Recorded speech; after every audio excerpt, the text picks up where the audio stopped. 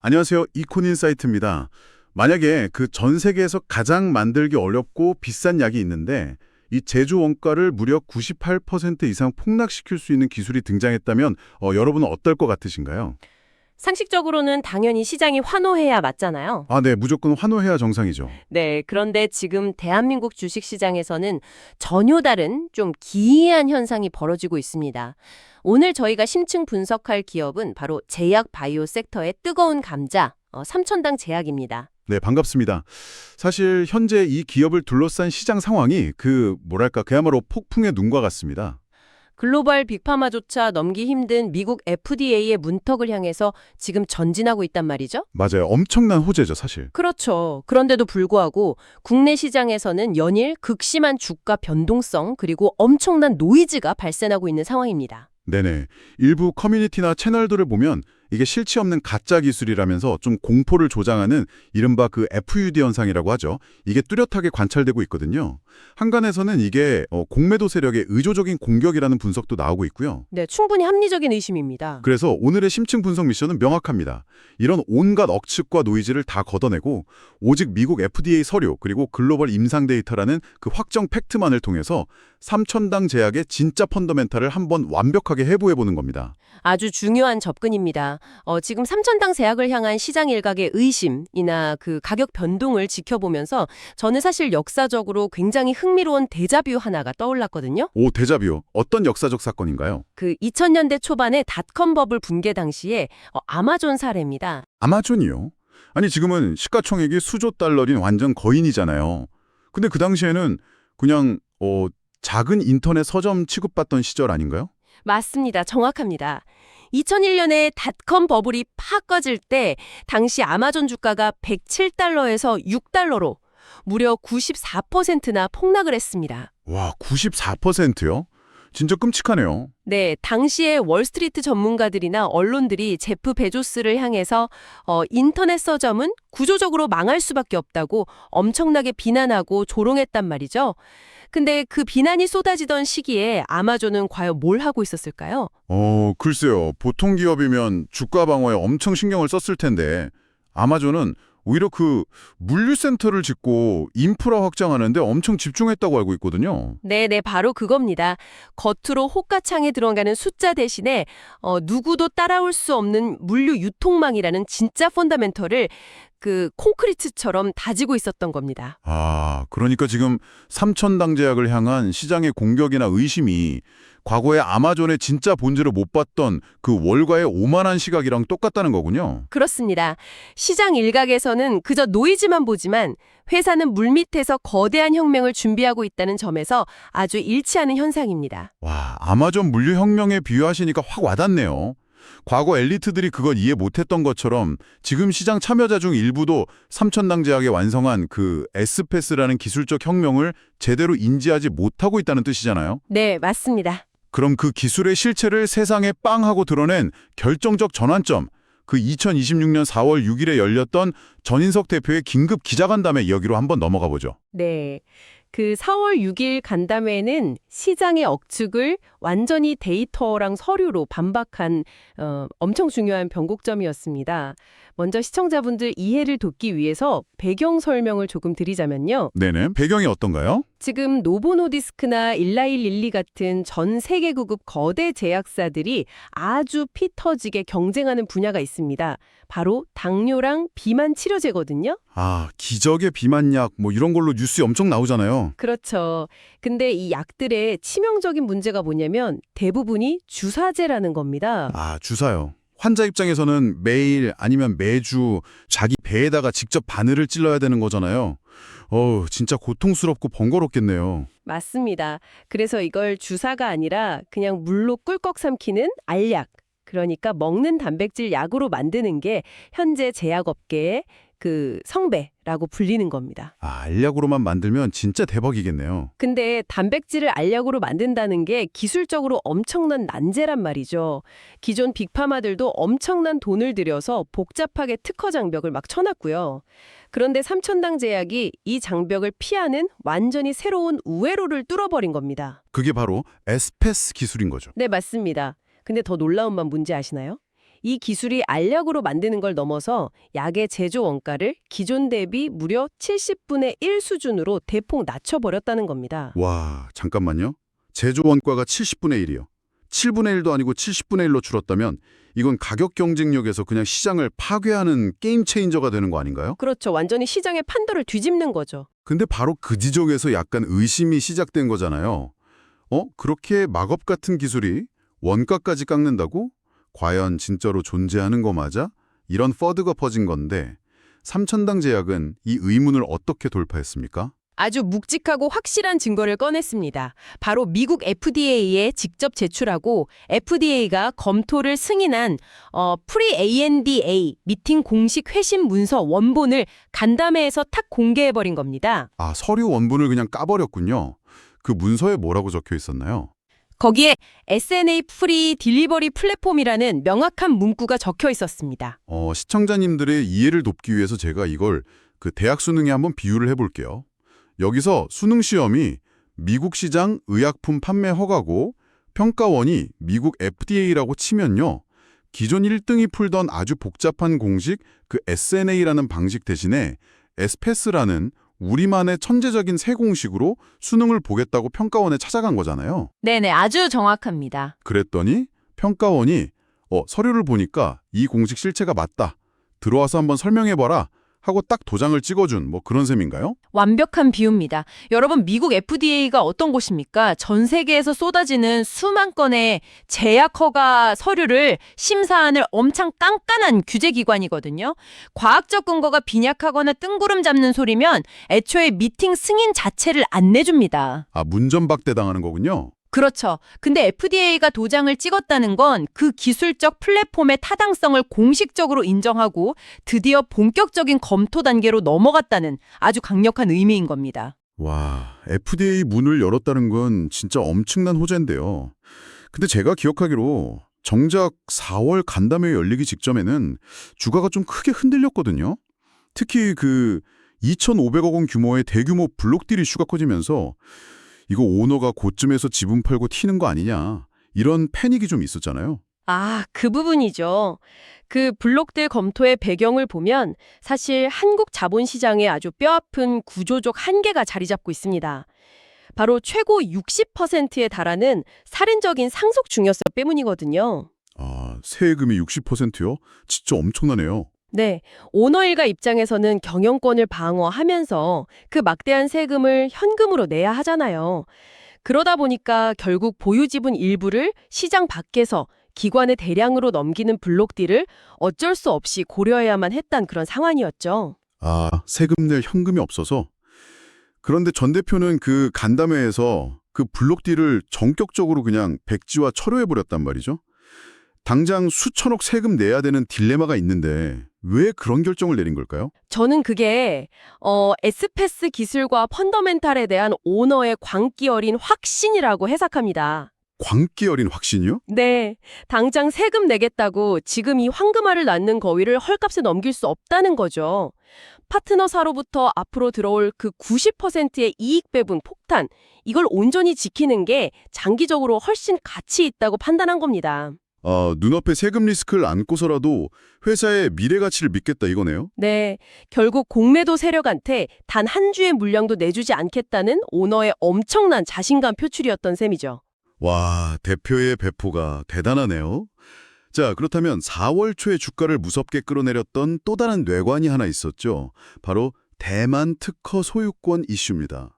대만에 등록된 에스페스 특허 명의가 삼천당 제약이 아니라 현지 파트너사인 서밋 바이오테크로 되어 있다. 이 보도가 나오면서 논란이 엄청 컸잖아요. 이건 무슨 일입니까?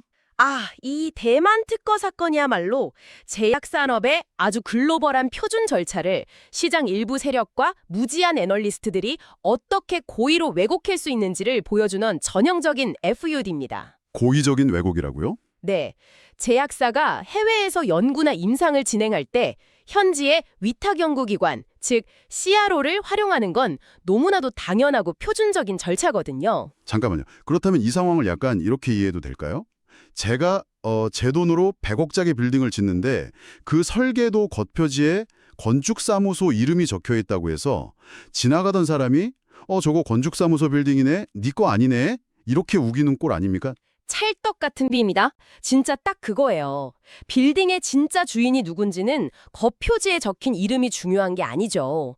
비용을 누가 댔고 권리 귀속이 계약서에 어떻게 되어 있는지가 핵심이잖아요. 네네, 당연하죠. 돈 낸 사람이 주인이죠. 삼천당 제약은 대만에서 진행된 연구개발비, 인건비, 동물 실험 비용 같은 모든 비용을 100% 전액 다 대납했습니다. 오, 100%요? 돈을 다 냈으면 권리도 당연히 삼천당 제약이 있겠군요. 계약서에도 그 부분이 명시가 되어 있습니까? 물론입니다. 양사 계약서에는 지식재산권, 즉 IP 즉시 양도 조항이 아주 강력하게 명시되어 있습니다. 서밋 바이오테크가 개발 중에 생성한 모든 특허랑 권리는 삼천당 제약이 요청하는 즉시 단 1%의 예외도 없이 100% 이전됩니다. 아, 그러니까 대만 파트너사는 그냥 안전하고 튼튼한 금고 역할만 한 거고 그 금고를 열 수 있는 마스터키는 삼천당 제약 손에 꽉 쥐어져 있다는 거네요. 네, 정확합니다. 근데 전문가님, 여기서 근본적인 의문이 하나 생겨요. 아니, 한국에도 좋은 연구소가 얼마나 많습니까? 삼천당 제약은 굳이 왜 그 금고를 대만에 가져다 둔 걸까요? 그게 좀 궁금하거든요. 그 질문이 오늘 분석의 아주 중요한 포인트입니다. 그 지점이 바로 삼천당 제약의 엄청난 전략적 승부수거든요. 대만이라는 국가의 특수성을 아셔야 합니다. 대만은 전 세계에서 가장 까다롭다고 소문난 미국의 의약품 규제 시스템, 이른바 허가 특허 연계 제도인 해치 왁스먼 법을 그대로 수입해서 적용하는 국가입니다. 잠깐만요. 그러니까 대만의 특허청을 통과했다는 건 단순히 아시아의 조그만 국가 하나에서 특허를 얻었다. 이게 아니라 미국 FDA의 그 살벌한 심사 기준을 통과할 수 있다는 사전 검증을 이미 마쳤다는 뜻이 되는 건가요? 맞습니다. 대만의 미국식 심사를 통과해서 특허가 정식으로 등록되었다는 건 향후에 미국 규제를 그냥 프리패스할 수 있다는 걸 의미하는 엄청난 글로벌 보증서표를 확보한 겁니다. 와, 이건 악재가 아니라 진짜 어마어마한 호재잖아요. 네, 그렇죠. 근데 공매도 세력이랑 레카 언론들이 결탁해서 이 거대한 호재를 마치 소유권을 빼앗긴 끔찍한 악재인 것처럼 교묘하게 왜곡을 해서 인위적인 공포, 퍼드를 조장했던 거죠. 와, 특허 논란의 실체를 까보니까 진실이 완전히 뒤집히네요. 자, 그럼 서류랑 논리는 완벽하게 확인을 했으니까 이번엔 제약바이오의 가장 치명적인 무기죠. 바로 데이터로 넘어가 보겠습니다. 2025년 7월에 확보된 비만 치료제의 생물학적 동등성, 그러니까 BME 시험 데이터가 공개됐잖아요. 숫자가 어떻게 나왔습니까? 데이터가 한마디로 압도적입니다. 삼천당 제약의 알약이 인체 내에서 작동할 때 뿜어내는 최대 혈중 농도, 이걸 스맥스라고 하는데요. 이 스맥스가 오리지널 약품 대비 무려 106.78%를 기록했습니다. 와, 100%가 넘네요. 네. 그리고 약물이 몸 안에 머무르는 전체 약물 노출량, 즉 AUC라는 수치 역시 101.12%를 달성했습니다.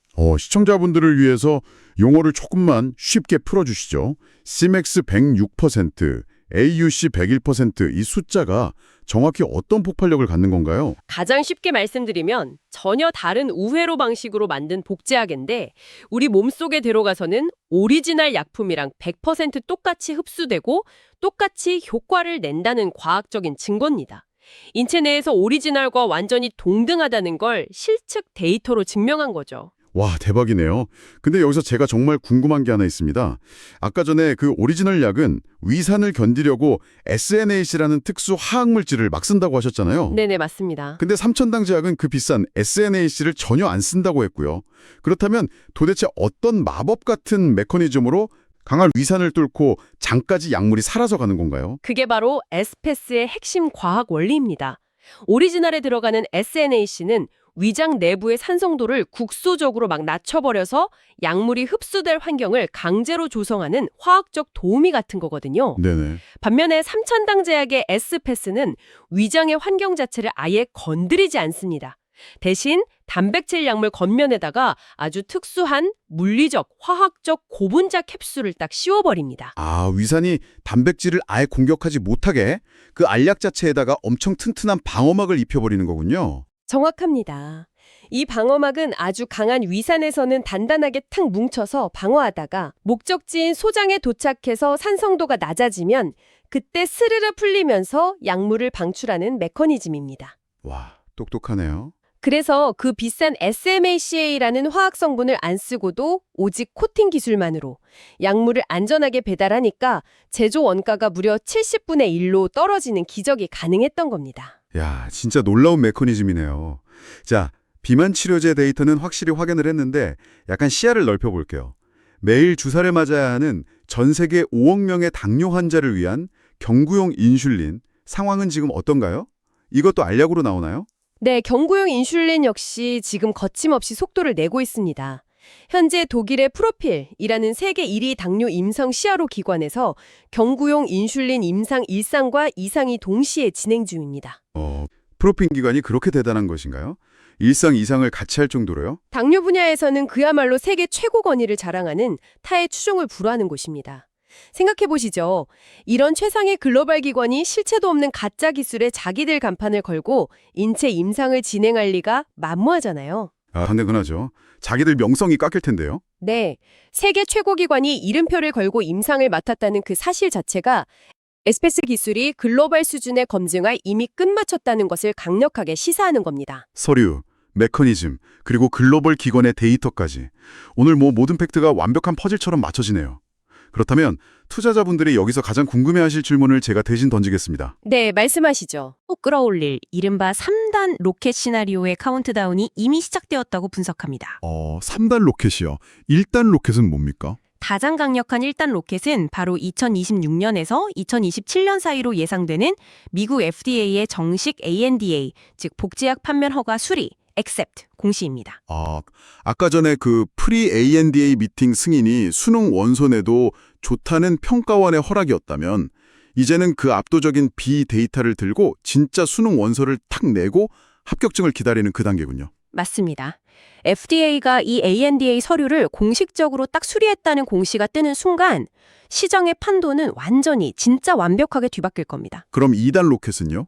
이어지는 2단 로켓은 2026년 연말에 예정되어 있는 방금 말씀드린 독일 프로필의 경구용 인슐린 임상 1, 2상 결과 발표입니다. 아하, 인슐린 데이터? 네, 이 데이터가 성공적으로 탁 나오면 비만약을 넘어서 5억 명의 거대한 당뇨 시장 전체로 뻗어나가는 거죠. 와, 일단 2단만 해도 엄청난데 그럼 마지막 3단 로켓은 뭔가요? 바로 2027년부터 본격화될 S체크 기술입니다.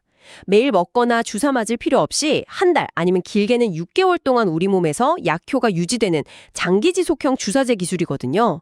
이 대량 생산 공정이 쫙 확대되면서 회사의 거대한 성장 동력으로 잔착될 겁니다. 와, 타임라인이 진짜 아주 명확하네요. 그런데 전문가님, 이런 파괴적인 호재들이 실제 회사의 재무 구조나 주식시장의 그 밸류에이션 평가 방식에는 어떤 변화를 가져오나요? 일반 투자자들은 이 재무 구조에서 무엇을 봐야 합니까? 주식시장에서 보통 제약 바이오 기업은 신약 출시 전까지 PSR, 즉 주가 매출 비율이라는 잣대로 평가를 받습니다. 그러니까 나중에 약 나오면 매출이 얼마나 나올까 하는 막연한 기대감의 영역인 거죠. 네네.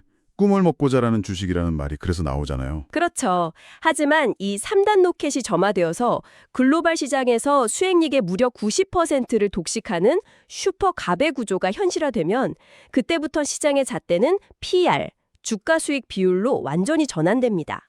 기대감이라는 안개 속에서 벗어나서 실제 회사 통장에 탁탁 꽂히는 진짜 달러 현금으로 밸류에이션을 평가받는 단계로 진화한다는 뜻이군요. 바로 그겁니다. 과거의 셀트리온의 역사적 사례를 한번 보시면요. 유럽에서 램시마 판매 허가를 딱 받고 조단위 매출이 실제로 발생하기 시작하니까 공매도 세력이 완전히 박살나면서 주가가 엄청난 퀀텀 점프를 했거든요. 수급이 완전히 꼬여버린 거군요, 공매도 입장에서는. 네, 삼천당 제약 역시 마진율 90%의 현금이 재무제표에 탁 찍히는 순간 뱅가드나 블락록 같은 글로벌 스마트머니에 패시브 자금이 기계적으로 막 유입될 겁니다. 그렇게 되면 인위적으로 주가를 하락시키려 했던 공매도 세력들에게는 사형 선고가 내려질 것으로 예측하는 거죠. 와, 긴 시간 동안 이 거대한 진실 공방의 실체를 진짜 낱낱이 파헤쳐 보았습니다. 되돌아보니까 대만 특고 논란 같은 이슈들은 사실 삼천당제에게 펀더멘털 문제가 전혀 아니었네요. 특정 세력들이 이익을 취하려고 만들어낸 악질적인 공포 마케팅이자 노이즈였다. 이렇게 합리적인 해석이 충분히 가능해집니다. 네, 정확히 보셨습니다.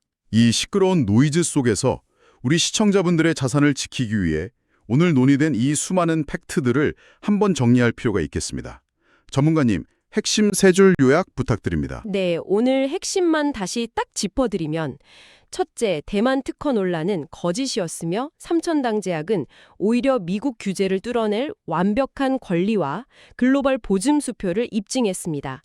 둘째, 원가를 70분의 1로 낮춘 에스페 기술과 BE 100% 데이터로 수익의 90%를 독식하는 슈퍼 갑의 구조를 세계 최고 기관 FDA 앞에서 증명했습니다. 셋째, 곧 쏟아질 FDA ANDA 수리와 대규모 현금 창출, 즉 PER의 시간표는 이 기업의 주가를 흔들려 했던 공매도 카르텔의 완벽한 무덤이 될 것입니다.